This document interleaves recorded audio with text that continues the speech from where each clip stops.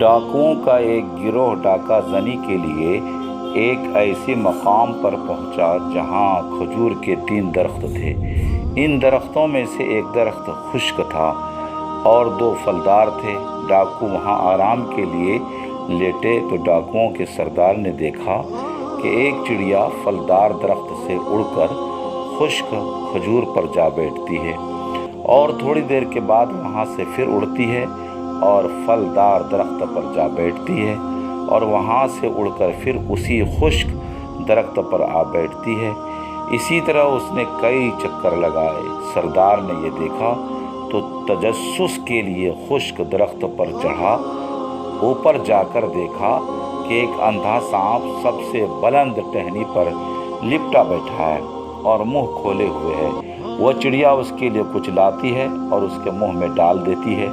سردار نے یہ دیکھا تو متاثر ہوا اور وہیں کہنے لگا، الہی، یہ ایک موذی جانور ہے جس کے رزق کے لیے تو نے ایک چڑیا مقرر فرما رکھی ہے، پر میرے لیے جو اشرف المخلوقات میں سے ہوں یہ ڈاکہ زنی کب مناسب ہے؟ یہ کہا تو اس نے حاطب کی یہ آواز سنی کہ میری رحمت کا دروازہ ہر وقت کھلا ہے، اب بھی توبہ کر لو تو میں توبہ قبول کر لوں گا۔ سردار نے یہ آواز سنی تو رونے لگا اور نیچے اتر کر اس نے اپنی تلوار توڑ ڈالی اور چلانے لگا کہ میں اپنے گناہوں سے باز آیا، الہی میری توبہ قبول فرما لے۔ آواز آئی، ہم نے تمہاری توبہ قبول کر لی۔ سردار کے ساتھیوں نے یہ ماجرا دیکھا تو دریافت کیا کہ کیا بات ہے۔ سردار نے سارا قصہ سنایا تو وہ سب بھی رونے لگے اور کہنے لگے کہ ہم بھی اپنے اللہ سے مصالحت کرتے ہیں۔ چنانچہ انہوں نے بھی سچے دل سے توبہ کی اور با ارادہ حج سارے مکہ مکرمہ کو چل پڑے۔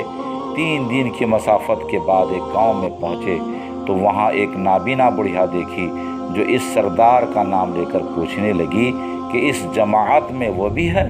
سردار آگے بڑھا اور کہنے لگا کہ ہاں اے ضعیفہ ہے اور وہ میں ہوں، کہو کیا بات ہے؟ بڑھیا اٹھی اور اندر سے کپڑے نکال لائی اور کہنے لگی، چند روز ہوئے میرا نیک فرزند انتقال کر گیا ہے، یہ اس کے کپڑے ہیں۔